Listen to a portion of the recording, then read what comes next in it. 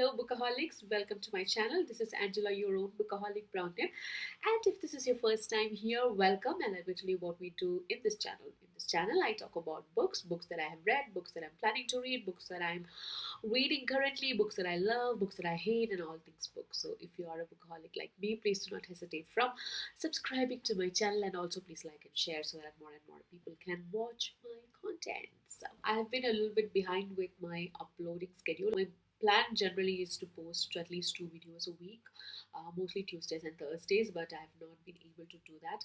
I've been stuck with some important stuffs both at work and also in private life. So in private life, what happened was, as I have mentioned in many of my videos, that I do street dog feeding here in Bangalore. During one of my feeding round, I found two rescue cases. I mean, two dogs that needed some kind of medical help.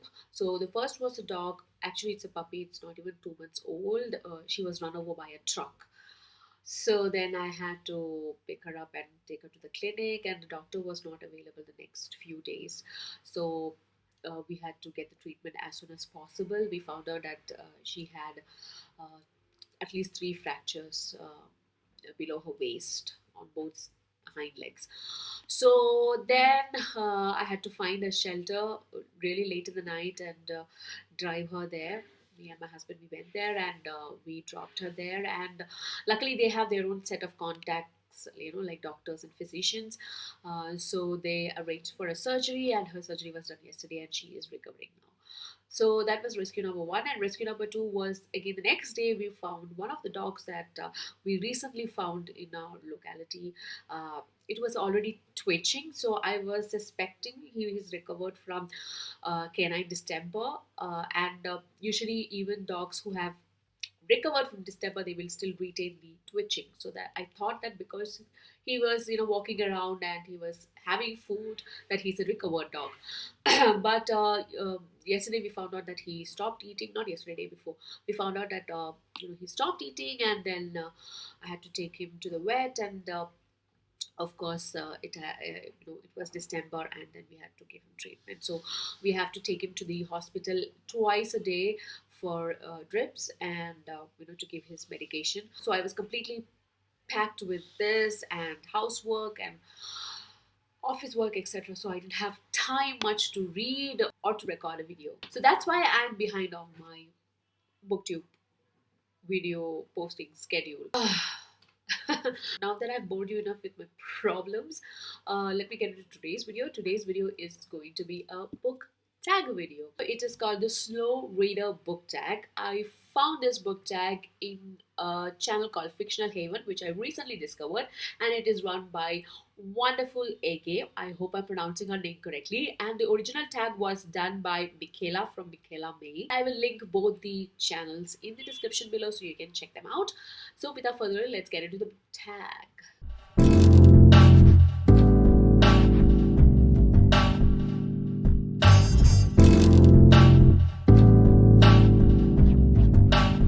Before I start the tag, let me tell you, you do not need to be a slow reader to do this tag. This is something Michaela, who created the tag, has told upfront. So just wanted to, say that upfront.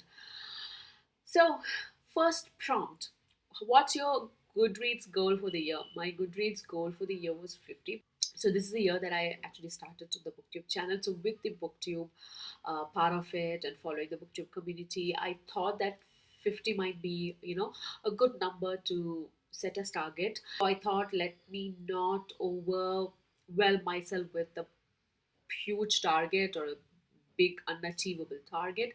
So I thought that 50 was a doable number, and that's my Goodreads goal for the year. How many books do you read a month on average? So I am a slow reader. If it's if there are at least 2 books which is above 500 pages, I will definitely be reading only 4 books. So 4 books on an average, or if I push it to 5 to 6 books, but not more than that, because I usually love to take my time with the books and to dwell in the world, and to immerse myself in. So most of the times 5 to 6 books. But if I'm able to cover more of audiobooks, then it might be higher. So yeah, and then Bismil 4 to 5 would be my average books a month. How many days does it typically take you to read a book? This is a very difficult question to answer.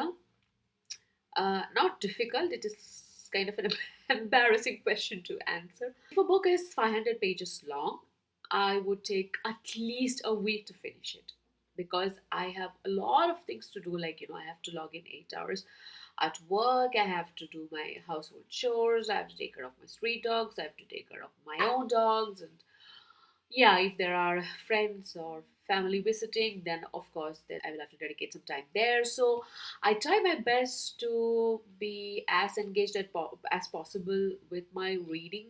I would say a week for a 500-page book, and I do read multiple books at a time, 2 or 3 books, and then I'll be listening to a book. And sometimes if I'm not in a mood to read physical book, then I pick up my tablet and I read it on my Kindle. So yeah, so I do read multiple books at the same time. But if you think about one single book, then about 500 pages would take me a week to finish. Prompt number 4. Are you always reading or do you take breaks in between? I am always reading. I'm reading one book at least at a time. Yeah, I don't take breaks in between because I don't think reading books is something you need to take breaks from. I mean, reading book is something that do to take break from other things in my life. So yeah, no, I don't take breaks. I'm always reading something or the other. Prompt number 5. What book took you particularly long to read? Okay, I don't know if this is going to be controversial, but uh, okay. So I am trying out a new camera. It's a Logitech 4K webcam, and I don't know how good the quality is because when I'm moving, sometimes I feel it's going out of focus. So if there are video issues, please forgive me. This is the first time I'm using this new cam, and yeah, let's see how this goes. So getting back to the prompt, what was it? Yeah, one book that I took too long to read. That was Circe or Circe. I don't know how this is pronounced. I know that in Greek it is pronounced Kirke, but I have heard all kind of pronunciation. So I will go with Circe maybe. So that's the book by Madeline Miller. I think I am the only one person on this entire planet who did not like the book. I took like forever to finish it, and I didn't even finish it. I DNF'd it at 80%. So yeah, that's one book that I can remember that took too long for me to finish recently. Prompt number 6. Do big books intimidate you because you know you'll be spending a lot of time with them? Show a big book you're intimidated by. Big books do not intimidate me because I love immersing myself in big, long, sprawling stories. So it doesn't bother me much. But these days, because I am part of the booktube community, there are so many read alongs and buddy reads that I am part of, which puts a little bit of pressure on me to, read as fast as possible. So considering that, I nowadays feel a little bit intimidated in picking up, big fat ass books. The second part of the prompt is show a big book you are intimidated by. Now, I don't know if this will be considered a big book, but it is definitely 600 pages, around 600 pages, and the font is pretty small, and it has the old book smell as well. Oh my god, I love it. So this is Foucault's Pendulum by Umberto Eco. Now, I am so intimidated by this book, not by its sheer size, but because of the content itself. I've heard so many things. This can be a bit intimidating and cerebral, and it will take a lot from the reader's part to understand the plot and also the underlying philosophy of the plot. So, this is a book that I have researched for next year. Hopefully, I can buddy read this with somebody so that it's not too taxing on me, so I can discuss the book with them. If somebody is there to read along with me, that would be wonderful. So yeah, that is prompt number 6. Prompt number 7: which book have you actually read in one day or super quickly? That's a tough question because I am, first of all, a very slow reader. I think the fastest book that I've recently read within 2 days would be Uzumaki because it was a graphic novel. But if you consider just, you know, novels and not graphic novels, then that would be, I think, Six of Crows. I just burned through that book. So yeah, that would be my answer, Six of Crows. Number 8: what book genre takes you the longest to read? Uh, Non-fiction. Because I do read lot of non-fiction, as you can see from my bookshelf. I read a lot of popular science books. So when I'm reading history or popular science or politics, I need to take my time. I take down lot of notes because I feel that when I write down notes, it imprints better on my brain. So I do a lot of highlighting and note taking, and I sometimes I read entire chapters over and over again so that I can get the concepts correct.